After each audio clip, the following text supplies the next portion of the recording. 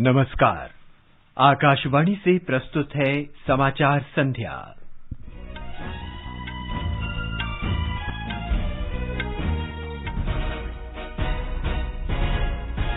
प्रधानमंत्री नरेंद्र मोदी ने न्यूयॉर्क में संयुक्त राष्ट्र महासभा के 76वें सत्र को संबोधित किया। उन्होंने ये सुनिश्चित करने की आवश्यकता पर बल दिया कि आतंकवाद फैलाने के लिए अफगानिस्तान की धरती का इस्तेमाल न किया जाए। प्रधानमंत्री ने विश्व में आक्रामक सोच और बढ़ते कट्टरवाद के खतरे पर चिंता व्यक्त की। प्रधानमंत्री ने दुनिया भर के वैक्सीन निर्माताओं को भारत में वैक्सीन बनाने के लिए आमंत्रित किया। नई दिल्ली ने पाकिस्तान पर भारत के विरुद्ध भ्रामक और दुर्भावनापूर्ण दुष्प्रचार के लिए संयुक्त राष्ट्र के मंच का दुरुपयोग करने का आरोप लगाया। रक्षा मंत्री राजनाथ सिंह ने राष्ट्रीय हितों की सुरक्षा के लिए सशस्त्र बलों के अतिसक्रिय तालमेल का आह्वान किया। देश में कोविड टीकाकरण का आंकड़ा 85 करोड़ पार, कोविड से स्वस्थ होने की दर 97.78% हुई। सरकार ने बंगाल की खाड़ी में बन रहे चक्रवाती तूफान से निपटने की तैयारियों की समीक्षा की। तूफान कल शाम तक आंध्र प्रदेश और ओडिशा तट पार कर सकता है। सूचना और प्रसारण मंत्री अनुराग सिंह ठाकुर ने करगिल में विश्व का सबसे ऊंचे रेडियो केंद्र पर उच्च शक्ति ट्रांसमीटर का शुभारंभ किया। राष्ट्र पंडित दीनदयाल उपाध्याय की जयंती पर उन्हें श्रद्धांजलि दे रहा है। और अबुधाबी में आईपीएल क्रिकेट में दिल्ली कैपिटल्स ने राजस्थान रॉयल्स को 33 रन से हराया। शारजाह में सनराइजर्स हैदराबाद और पंजाब किंग्स का मैच जारी। समाचार संध्या में वीरेंद्र कौशिक के साथ मैं नवीन सक्सेना। देश भर में 18 वर्ष से अधिक आयु वर्ग के लिए सरकारी केंद्रों में निःशुल्क कोविड टीकाकरण अभियान जारी है। युवाओं से आग्रह है कि टीका जरूर लगवाएं और अन्य लोगों को भी इसके लिए प्रोत्साहित करें। जब तक आवश्यक न हो, घर से बाहर न निकलें और सुरक्षा के 3 सरल उपायों का पालन करें। मास्क लगाएं, 2 गज की सुरक्षित दूरी बनाए रखें, हाथ और चेहरा साफ रखें।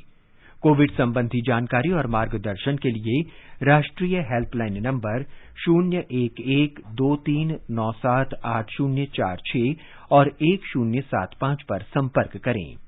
और अब समाचार विस्तार से। प्रधानमंत्री नरेंद्र मोदी ने कहा कि आतंकवाद को राजनीतिक साधन के रूप में इस्तेमाल कर रहे देशों को ये समझना होगा कि आतंकवाद खुद उनके लिए भी खतरा बन सकता है।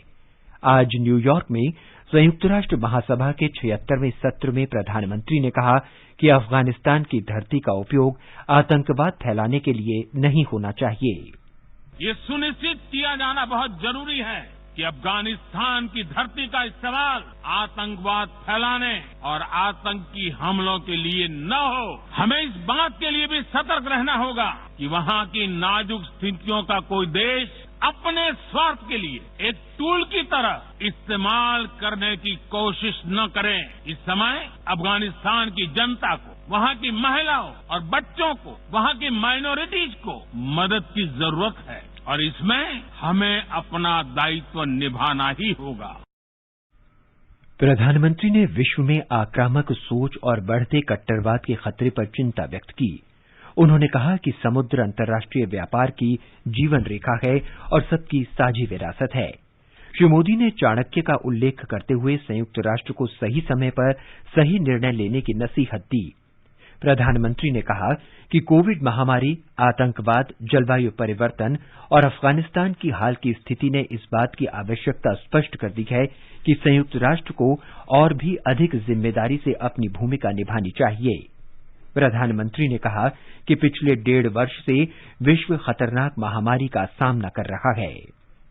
गत 1.5 वर्ष से For the last 1.5 years, पूरा विश्व the world 100 साल में आई सबसे बड़ी महामारी का सामना कर रहा है। in 100 years. ऐसी भयंकर महामारी में I pay tribute जीवन to गंवाने all वाले those who have lost their lives सभी लोगों in the deadly corona को मैं pandemic, श्रद्धांजलि देता हूं और and परिवारों I के साथ express my अपनी condolences संवेदनाएं व्यक्त करता to हूं। their families. प्रधानमंत्री ने भारत की प्राचीन लोकतांत्रिक परंपरा का जिक्र करते हुए इसे गतिशील लोकतंत्र बताया। लोकतंत्र की हमारी We हजारों have had वर्षों की a महान great परंपरा रही। tradition of democracy that goes back thousands of इस years. 15 अगस्त को On 15th of भारत ने August this year, अपनी आजादी के India entered 75वें the साल में प्रवेश 75th किया। year of its independence. हमारी विविधता Our diversity हमारे सशक्त is लोकतंत्र की the पहचान है। identity of our strong एक ऐसा democracy. देश It is a country जिसमें that has दर्जनों भाषाएं dozens हैं, of languages, सैकड़ों बोलियां हैं, hundreds of dialects, अलग अलग रहन सहन different खान-पान। lifestyles and cuisines. ये vibrant This is democracy the का best बेहतरीन example of a उदाहरण। vibrant democracy. प्रधानमंत्री ने पिछले 20 साल के दौरान गुजरात सहित देशवासियों की सेवा को याद करते हुए कहा कि लोकतंत्र सबको सेवा का अवसर देता है। सबसे लंबे समय तक I will soon Gujarat have का spent 20 मुख्यमंत्री years serving और my फिर countrymen as पिछले head of 7 साल government. से First, as the Bharat longest के serving प्रधानमंत्री Chief के Minister तौर of पर मुझे Gujarat, and then head of as government Prime की भूमिका Minister में for the last 7 years. देशवासियों की सेवा करते हुए 20 साल हो रहे हैं और And मैं अपने I अनुभव am से saying कह रहा this to हूं, you from my own Yes. experience. Yes, democracy can deliver. democracy can deliver. Yes, Yes, democracy has democracy deliver. has delivered. Shri Modi ने भारतीय जनसंघ के संस्थापक पंडित दीनदयाल उपाध्याय की जयंती पर उन्हें श्रद्धांजलि अर्पित की।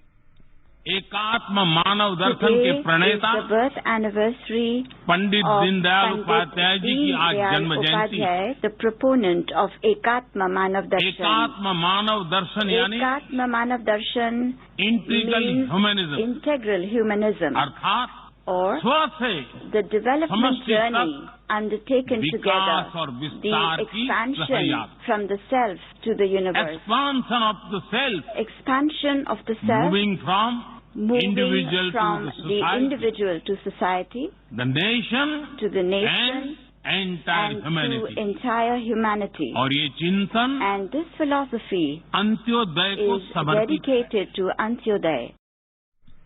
श्री मोदी ने कहा कि भारत आज सबके विकास को प्राथमिकता दे रहा है।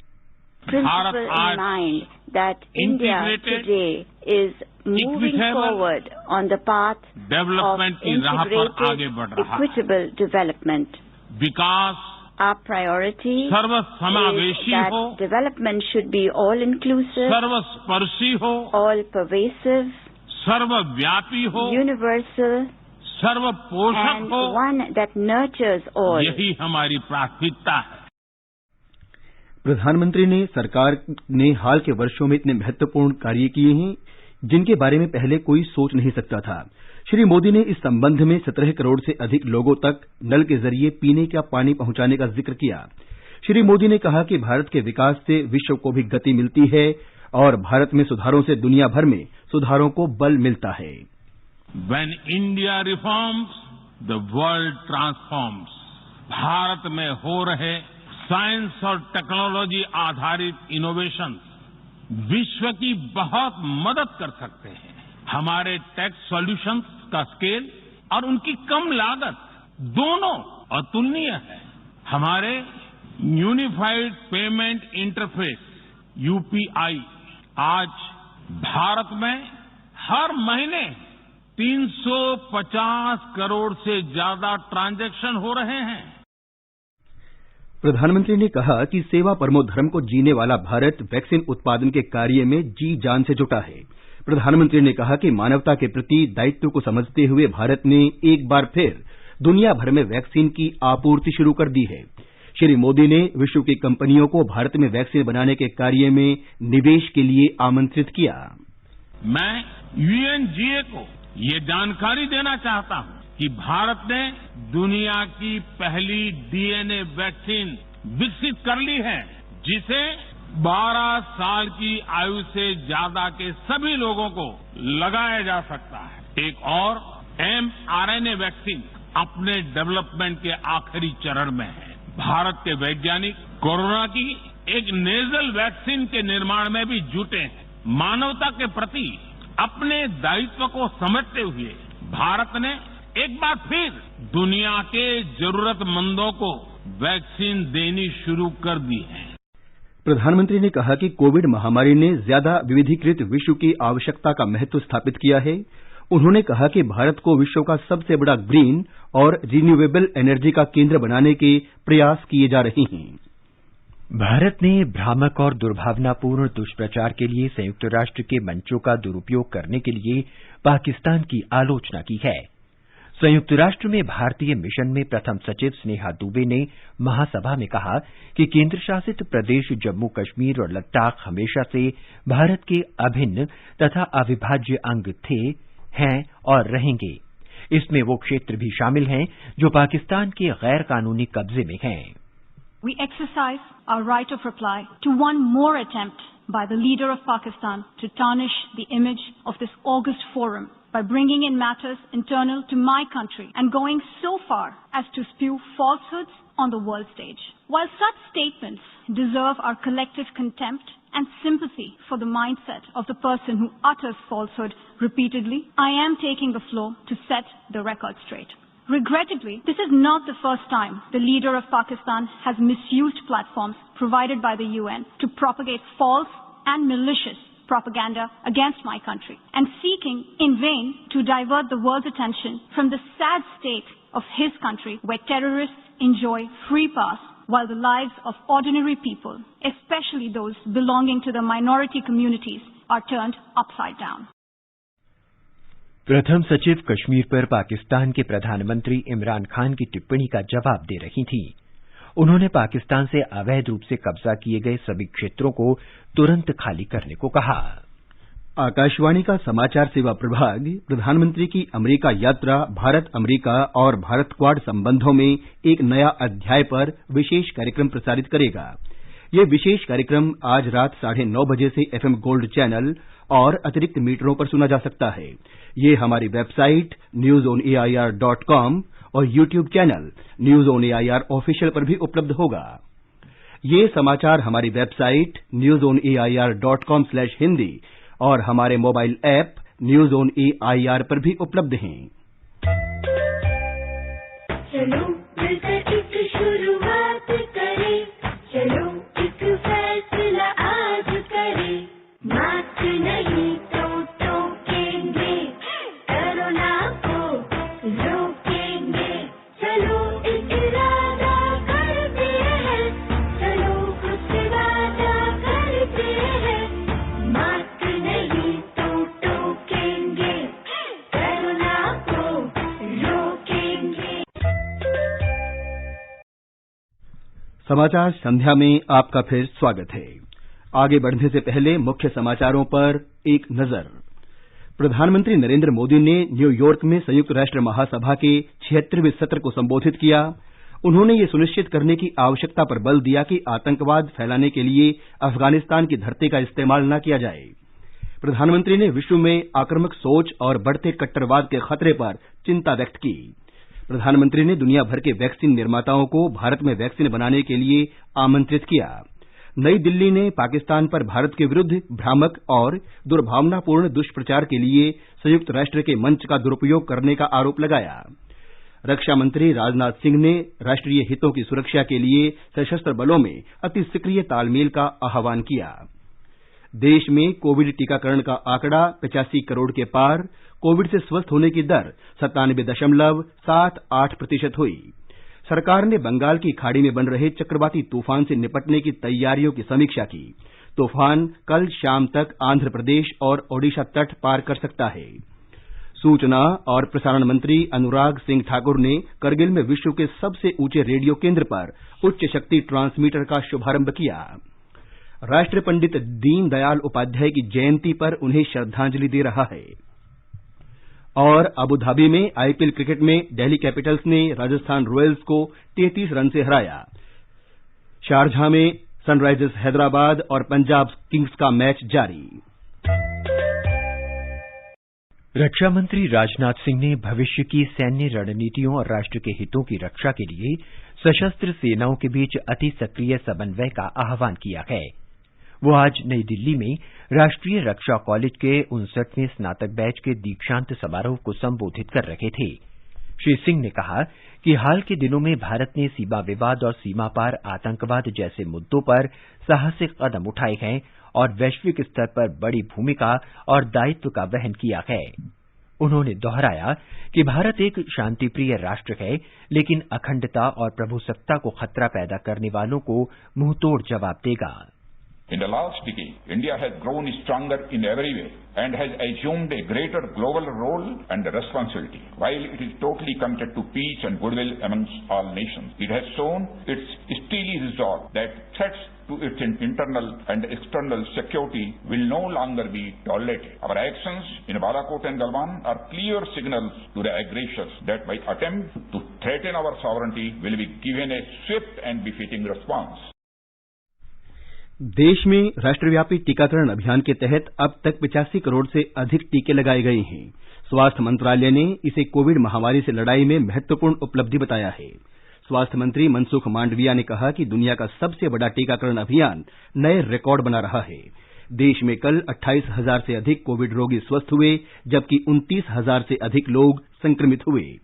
स्वस्थ होने की दर 97.78% है। कोविड संबंधी राष्ट्रीय हेल्पलाइन नंबर हमारी वेबसाइट newsonair.gov.in पर उपलब्ध है।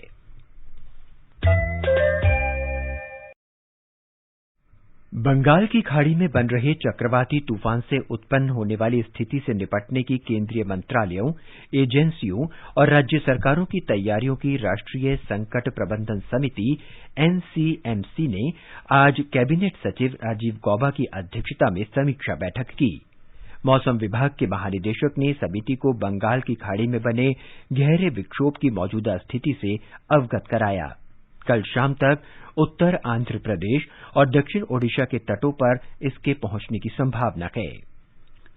सूचना और प्रसारण मंत्री अनुराग ठाकुर ने आज करगिल के हम्बटिंगला में काफी ऊंचाई पर स्थापित उच्च शक्ति के 2 ट्रांसमीटरों का उद्घाटन किया। आकाशवाणी और दूरदर्शन के 10 किलोवाट क्षमता के ये ट्रांसमीटर समुद्र तल से 13,300 फीट की ऊंचाई पर स्थापित किए गए हैं। इन ट्रांसमीटरों से क्षेत्र में आकाशवाणी और दूरदर्शन के कार्यक्रमों का प्रसारण बेहतर होगा। श्री ठाकुर ने बताया कि सीमावर्ती गांवों की जनता को 130 चैनलों वाली डीडी फ्री डिश की 30,000 यूनिट मुफ्त में बांटी जाएंगी।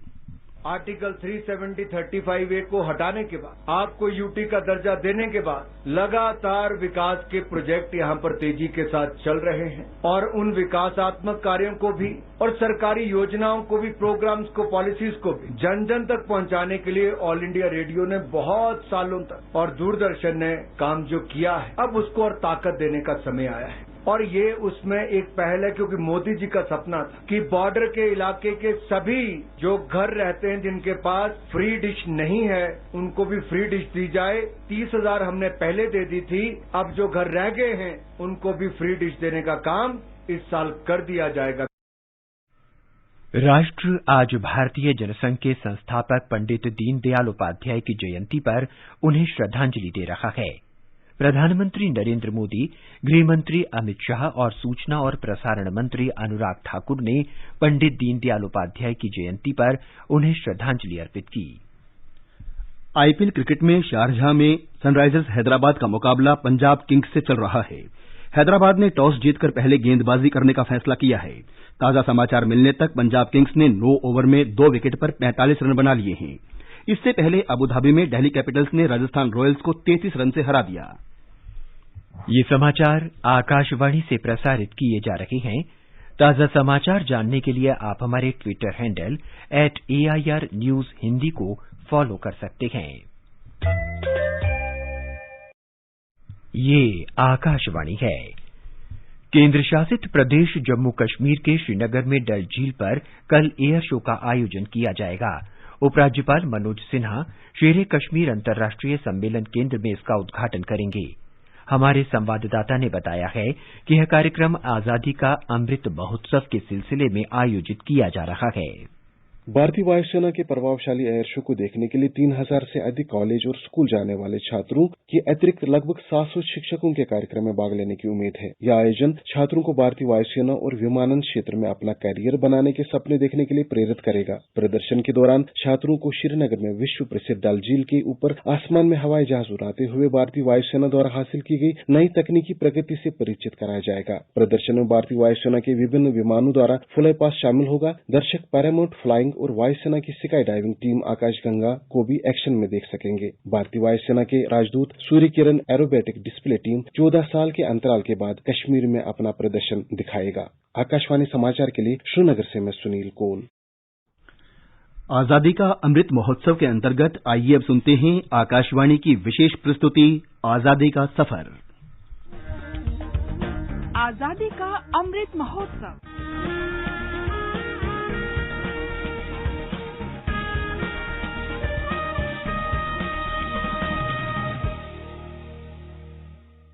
आजादी का सफर आकाशवाणी के संग भारत का शानदार स्वाधीनता संघर्ष आधुनिक विश्व के महानतम संघर्षों में से एक है। आकाशवाणी आपके लिए रोजाना ला रही है इस शानदार संघर्ष की झलक। आज हम बात कर रहे हैं महान स्वाधीनता सेनानी प्रफुल्ल चंद्र सेन की। उनके दिल में देश प्रेम की आग ही थी कि 1930 से 1942 के बीच कई जेलों में वे 10 साल कैद रहे, लेकिन झुके नहीं। प्रफुल्ल चंद्र सेन ने आज ही के दिन यानी 25 सितंबर 1990 को कोलकाता में आखिरी सांस ली थी। आजादी के आंदोलन के अप्रतिम सेनानी सेन जमीनी लोकतंत्र और आत्मनिर्भर ग्रामीण अर्थव्यवस्था की गांधी की सोच के प्रति आजीवन प्रतिबद्ध रहे। सेन 1962 से 1967 तक पश्चिम बंगाल के मुख्यमंत्री भी रहे। प्रफुल्ल चंद्र सेन का जन्म 10 अप्रैल 1897 को बंगाल के खुलना जिले के सेन्हाटी गांव में हुआ था।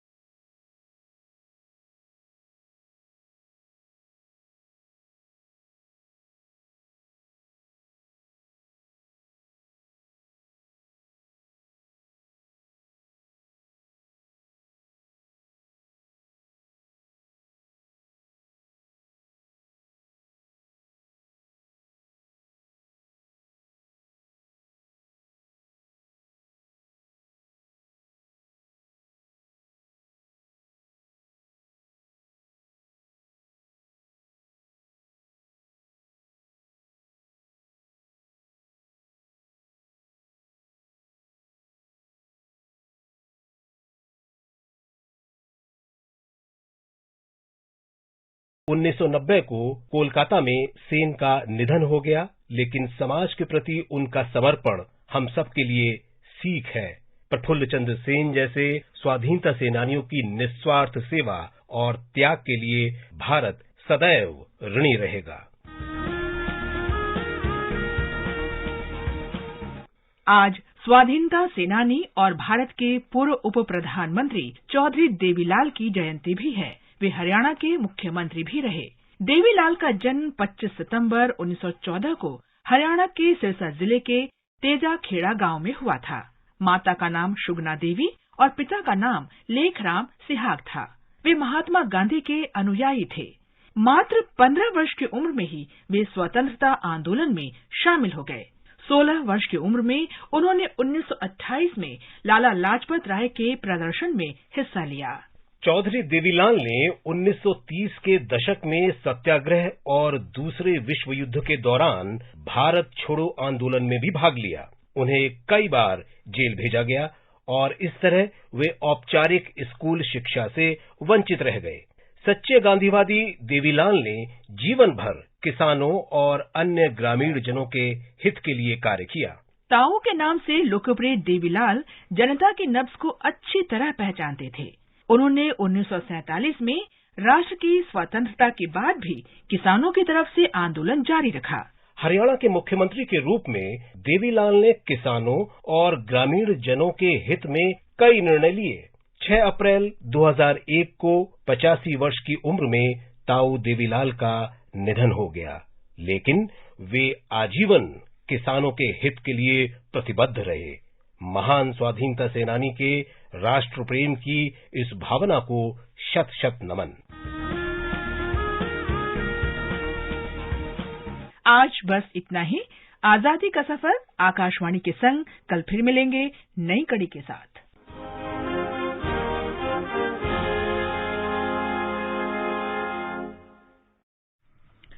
आकाशवाणी समाचार सुनते रहें और आजादी के अमृत महोत्सव में हमारे साथ शामिल रहें।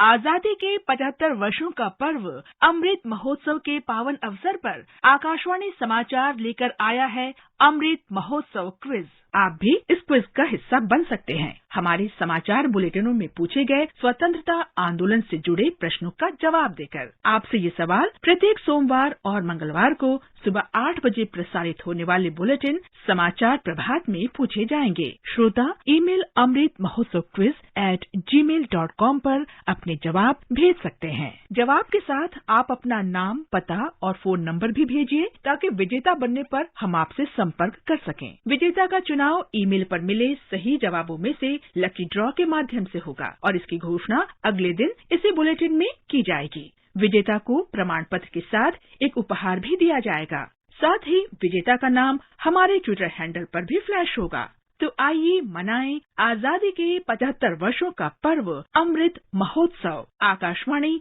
समाचार के साथ।